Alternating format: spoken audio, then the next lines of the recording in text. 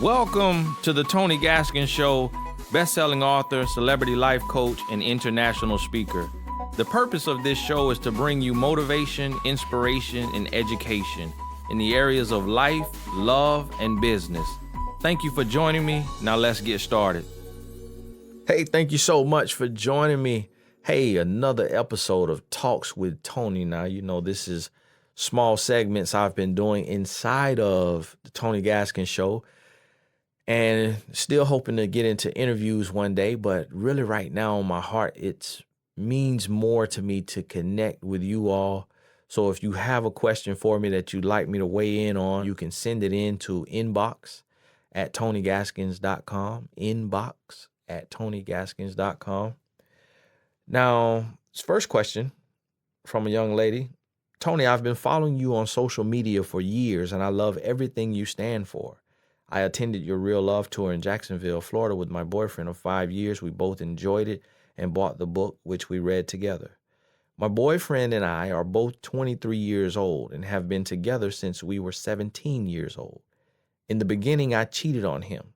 He found out, and I made sure to never make that mistake again, and I haven't since. My boyfriend, on the other hand, cheated on me multiple times throughout the years. He's hidden social media sites away from me, emails, texts, you name it. He joined a fraternity about 2 years ago, which made our relationship even harder. And the cheating, lying, hiding things, and social media accounts started again. I graduated in December 2017, and he has 1 full year left in college. We broke up in January 2017. I think she meant December 2016. We broke up in January 2017 for 5 months after I found texts of him and another female. He said he'll never do it again. He bought us tickets to your seminar as a sign that says he's trying to change.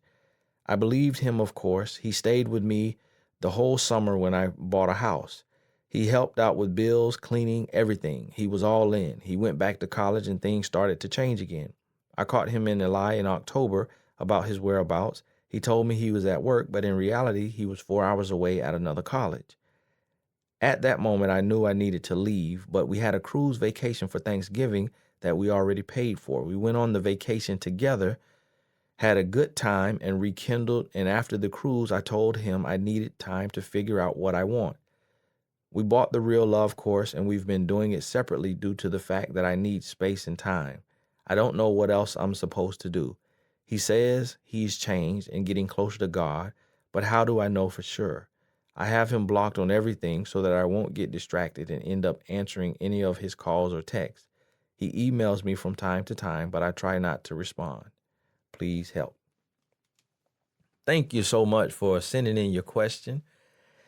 So obviously only you and him know who you are, and I like to keep things like that anonymous. And maybe he will listen to this as well and hear this answer. But I will tell you, it's been 6 years, and it's hard to judge relationships that started so young. So you're 23, and you got started at 17. And that's tough because most of us don't realize who we are in a relationship until 25.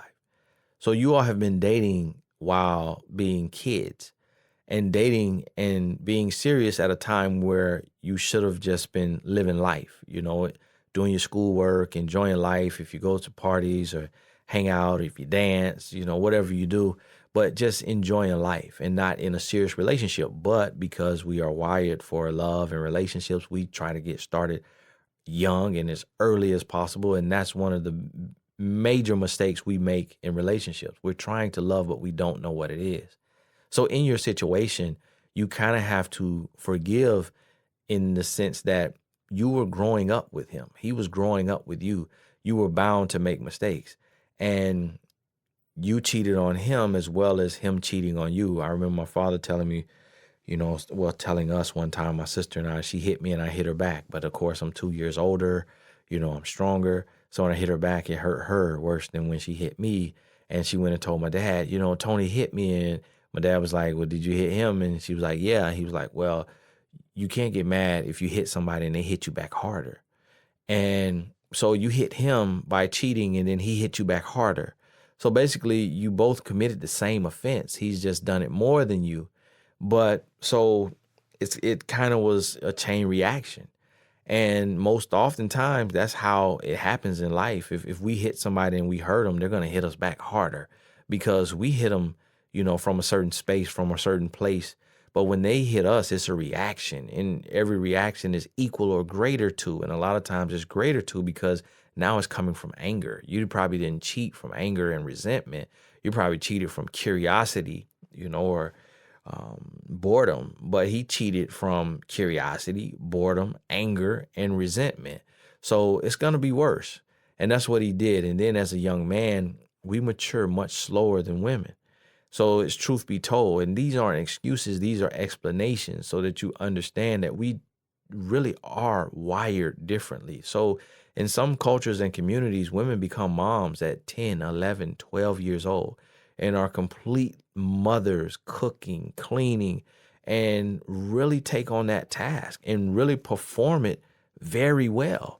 And if you notice, with most women, that's when your period starts around that age, 10, 11, 12, 13, which is your body telling you that you're preparing for birth. Like technically you can give birth now. I have a client that got pregnant at 10 years old. And so God created you that way. And I don't know if it's because in the beginning times that it was intended for women to be pregnant and stuff at a young age to replenish the earth. I don't know. But what it does, what I've seen is that women mature so much faster than men.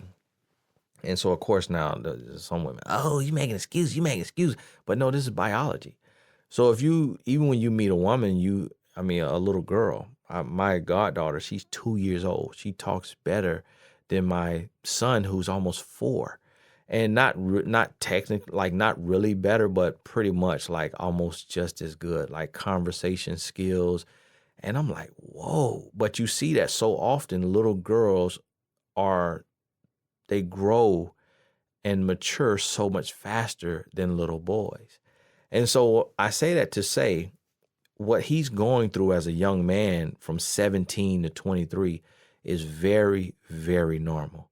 And I believe would have happened with 99% of guys. 99% of men would have done the same exact thing. So now what needs to happen is he needs to turn over a new leaf. I started that at 23.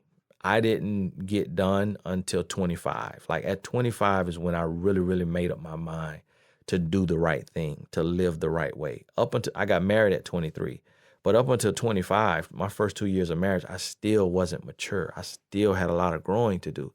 But at 25, I made the decision to mature, to be a real man, to change my life for the better.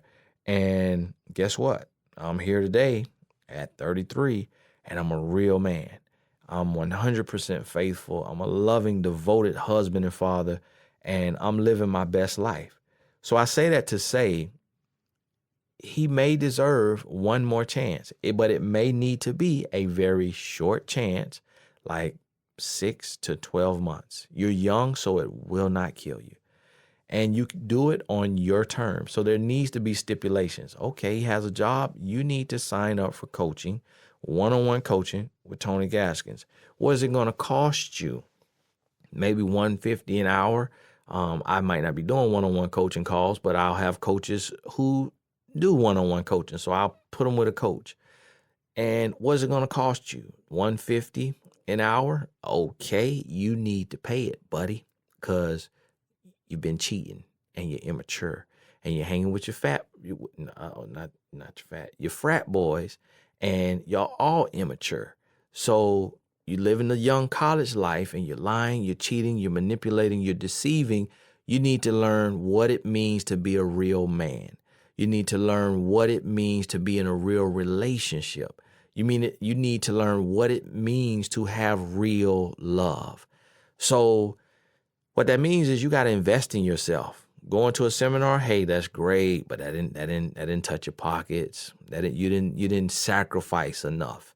So you need to sacrifice, do some coaching. What it's going to cost you, 4 sessions, $600. Invest that. See if he'll invest that. What do you need to do? A payday loan? You need to borrow some money from a friend, family member? Do what you got to do if you're serious about this relationship. And a lot of times, oh, what does money have to do with it? What does money have to do? What broke people in love? No. What this has to do, what this means is that he's willing to sacrifice.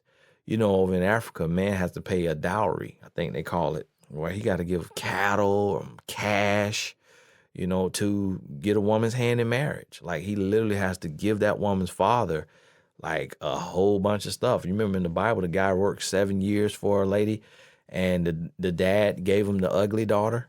And he was like, whoa, this is not the one that I wanted. So he worked another 7 years to get the other daughter. He ended up with both daughters. That was allowed back then, 2 wives. But it's not that time today. But what is of the essence is that a man is willing to sacrifice. You got to be willing to sacrifice, especially after you've made a mistake. You do the crime, you got to pay the time. And so as a young lady, you've turned your life around. You've changed your life. You're no longer cheating. He's still cheating. Now you've blocked him on everything. So you're doing everything you need to do. So now you need to see if he still wants a chance. See if he is still reaching out to you. So if he reaches out to you every week or every 2 weeks and he's still saying, hey, I really deserve another chance, I really have changed my life, then you can be open to giving him another chance. So he needs to get coaching. What that'll show you is that he's willing to really invest in himself. He's willing to sacrifice. Or if he has a lot of money, it may not be a sacrifice. So it still is going to be going through the steps of learning real love. And so it could be one or twofold. The other thing, what he needs to do is he needs to court you again. So no living together, no staying at your place. You bought a house, so you're doing great. I mean, you're young and successful.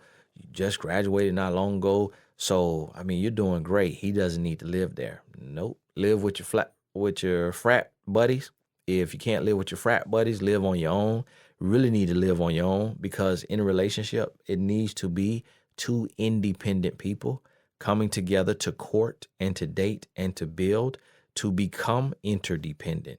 So if you got a house and he doesn't have a house, then he needs to go out and get a house, meaning get somewhere to stay. He doesn't have to buy a house, but he needs to be able to work a job to pay for his own transportation, to pay for his own wheels, and his own roof over his head. Not living with mom, not living with his boy, not roommating. He needs to stand on his own 2 feet, just like you are doing. That shows maturity. People got it up in uproar because I was talking about this lady. She's like, I need advice. I can't attract the right man. And I've been wanting to read your books, but I just never been able to afford it. And I said, if you can't afford $10, then you should not be worrying about a relationship. And people got mad. Oh, it's about money. It's about money. Oh, it's about money. No, it's not about my book. It's not about you buying my book. But it's about you don't have $10 to your name.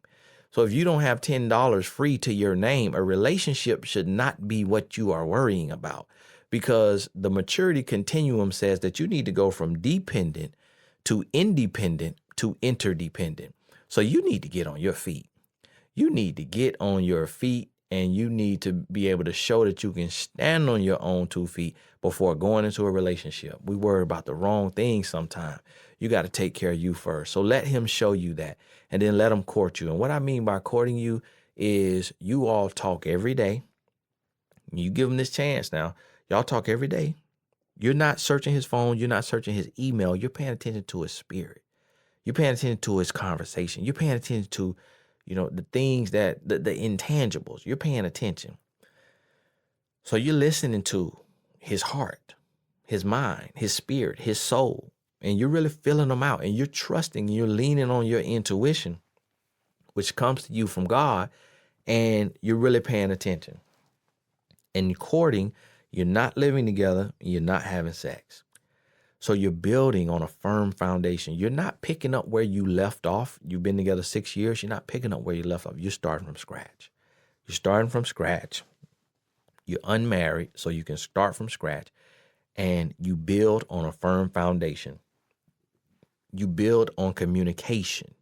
You build on friendship. You build on trust. You build on honesty. So you're giving him enough rope to help himself or to hang himself. And not literally speaking, you are going to give him the room to see what he does. If he is cheating, if he's making fake profile pages, which he should be able to have social media, shouldn't have to have a fake one, shouldn't be able to have a real one, and just do the right thing with the real one.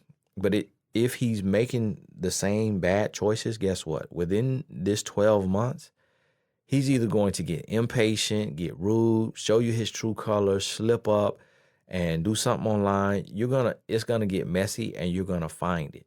See, if you're snooping and you're searching, you're playing Blues Clues, a person is on their toes and they're gonna do everything right.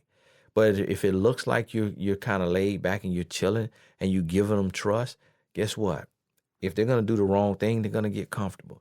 And even if they don't get comfortable, even if they're crossing their T's and dotting their I's, doing the wrong thing, the person they're dealing with is gonna show up and gonna out them and say, hey, I see that you're dating such and such, but I'm dating him too. So even if he's doing everything perfect, the woman he's messing with is gonna tip you off. And then you're gonna say, you know what? Hey, I can walk away now with a clear conscience because I gave you a chance. We did everything we were supposed to do. We went to a seminar. We read the book. We took the course. You did one-on-one coaching. I did one-on-one coaching. You should do one-on-one coaching too, so you can learn what it is to be a real woman, what it is to be a wife, what does real love look like, what does a real relationship look like. Make sure you all do that. And then after doing all that and you give it this shot, if it doesn't work out, guess what? It was not meant to be. You can continue to work on yourself. You can move forward. You can do everything you're doing. Keep doing it. Break the soul ties, heal, and move into a healthy relationship. Hey, thank you so much for asking that question. Next question, and I'll try to do 2 of these, per episode. And because I know it's not just speaking to that person, but speaking to several people. So remember sending your question, if you have one, to inbox@tonygaskins.com. This one is from a young man. I truly hope you see this to help me out. I'm a big supporter of yours and I need some relationship and life advice.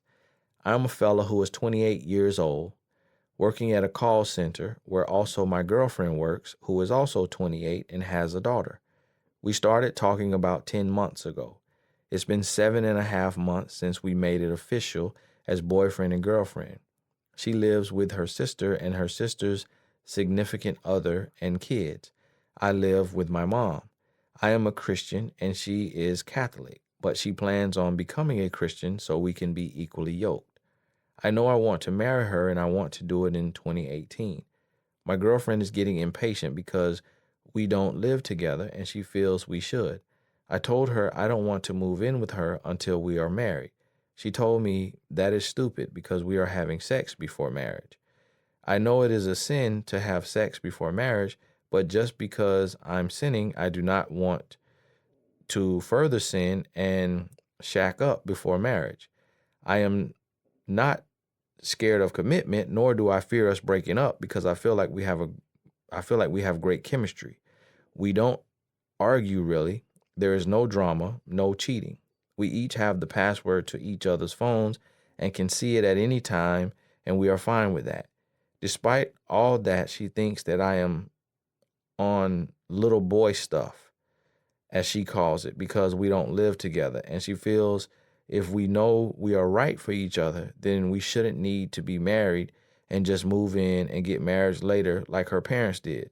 She doesn't want a wedding and would rather put that money towards a place to stay once we are married. And I agreed. I don't want to rush anything, but I also don't want to take too long because we are 28 years old already. I know I want to marry her. I just want to continue to work on us and my brand and be patient so we won't ruin it. Also, want us both to be Christian, if not before marriage, then shortly after. Tony, what advice can you give me to help me out in this situation? Thank you, my brother. And I saw this message on several different platforms. This brother wrote me to the email. He wrote me in the Facebook. He wrote me in the inbox. This brother really wants this answer. Well, brother, I tell you, I thank you for valuing, my opinion, my humble opinion enough to even ask me um, and really, really press, for that answer. But I will tell you, I have to agree with her. So I don't believe in shacking up. I don't believe in shacking up. But see, shacking up is sleeping together. So you still shacking up even though you're not living together. Shacking up really means you are sleeping together because, see, living together without sex is not shacking. That means you're a roommate. So you can go to certain colleges and have a co-ed dorm or a co-ed apartment and be technically living with a woman. But if you're not sleeping together, then you're not doing anything wrong. So even if you're living together and you're not married, to live together isn't the sin. To fornicate is the sin. So you have this wrong here. And maybe, your mom is telling you don't need to shack up. Well, tell mom, well, mom, I'm having sex with her. Then mom will say, whoa, well, you need to get out of my house then.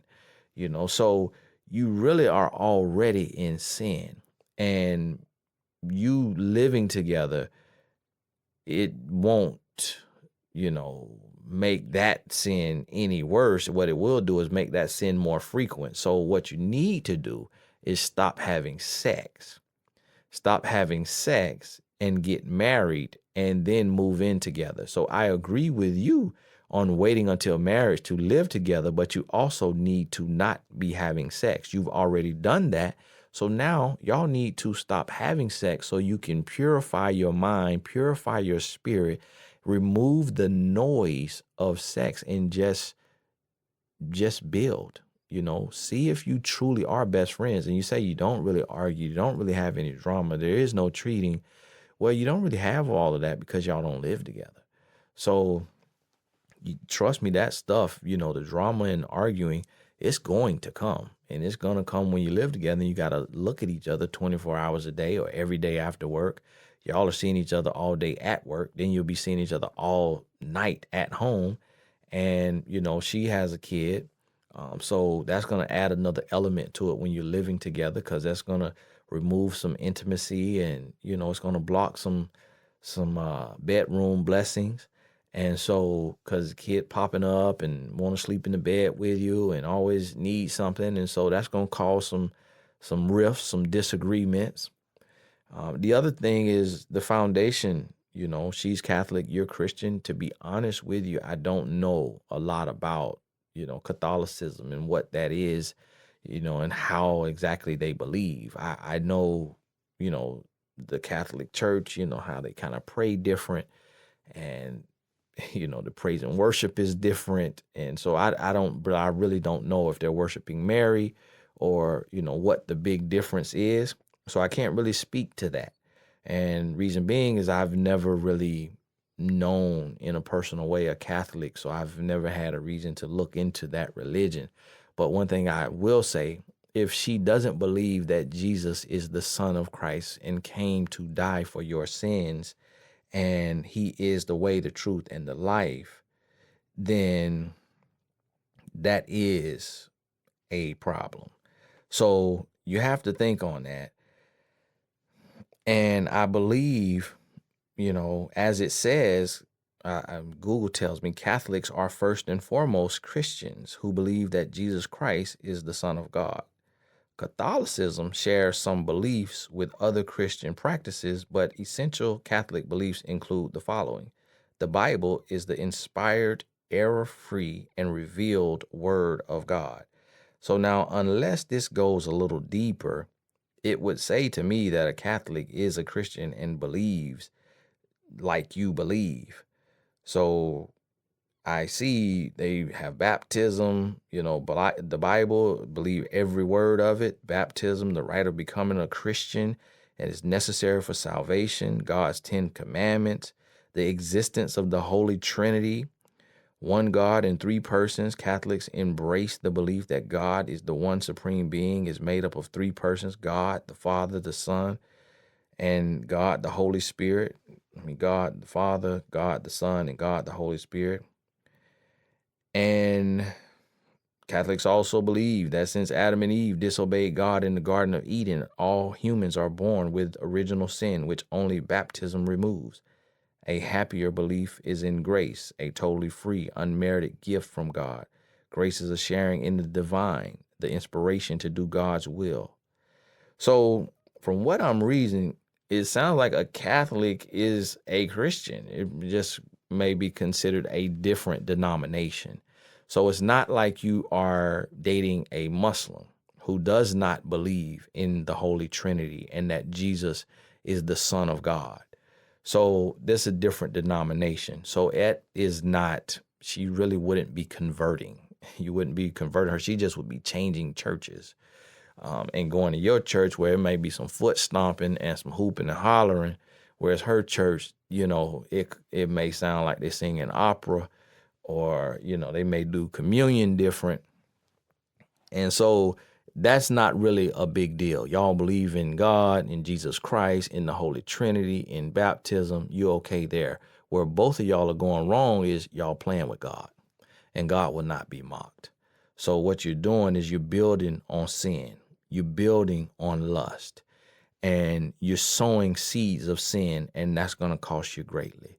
And that could ruin your marriage. It could destroy your marriage. And it's going to take being centered with God and really praying and getting close with God to be able to renew your spirit, renew your mind, and really be in right standing with God, because God will not be mocked. So he will not bless mess. So as long as you're shacking up and you're not living right, shacking up meaning fornicating, then you will be hindering your spirit.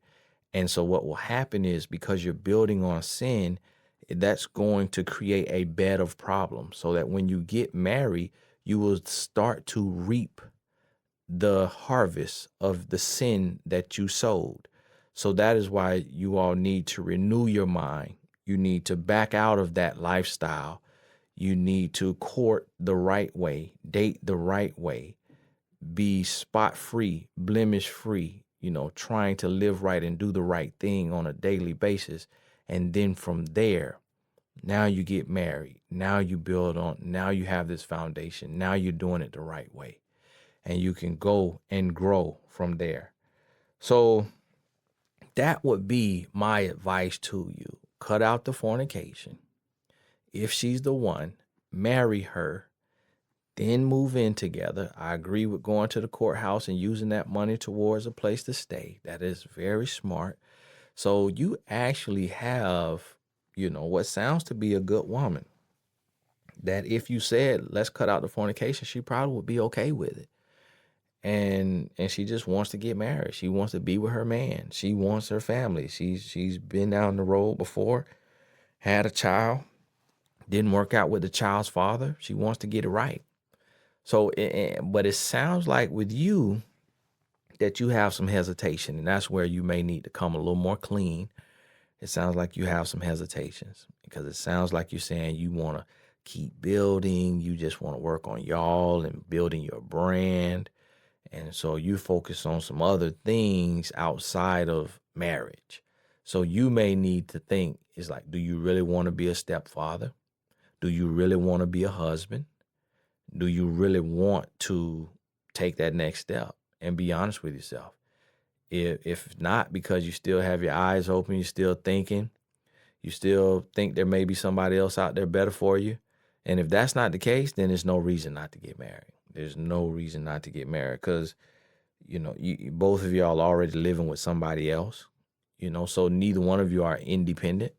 And it sounds like that you're probably, in that situation just because you may not be able to be independent, so if your wages are less than what it takes to get your own place, then it may take both of you putting your money together to have a place, so that you two will be living together instead of helping, someone else pay their bills by living with them. So talk to your heart, brother, and really ask yourself, is this what I really want? And to the young lady, she's going to have to give you a timeline and put you on notice and just let you know, look, I'm not going to be here forever. So you need to be a man. You need to make up your mind. And if you can't make up your mind in, let's say, the next, 12 to 18 months, I'm going to have to keep it moving because you're dragging your feet and you're wasting too much time in my life. And she wouldn't be wrong to do that.